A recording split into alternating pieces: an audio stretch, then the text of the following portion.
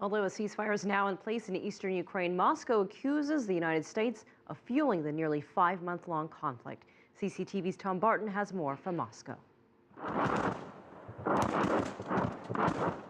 Just hours before the ceasefire was agreed, the sounds of war in eastern Ukraine raged on. Moscow sees a Washington plot at work to undermine what it says are its efforts at peace. The surge in anti-Russian rhetoric that we have seen when there is a very active effort to seek a political solution shows that Kiev has active external support, in this case from the United States.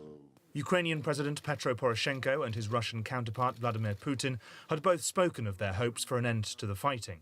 Mr. Putin had mentioned a 7-point plan, including prisoner exchanges, ceasefire monitoring and humanitarian corridors. But trust is lacking. Moscow denies sending troops into eastern Ukraine. Everybody could see they were there, say Western leaders. Kiev says Moscow wants peace now, with a chunk of Ukraine essentially under its control. And that's before mentioning the mix of forces on the ground that may not want to stick to the ceasefire.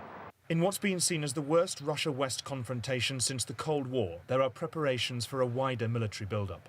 Russia's government has criticised talk of an expansion of NATO's role in Eastern Europe and has announced its latest military exercises, involving its nuclear arsenal and extensive use of air power. The consequences of this summit's decision will pose a certain threat to Russia undoubtedly, so the Russian Federation will take adequate measures.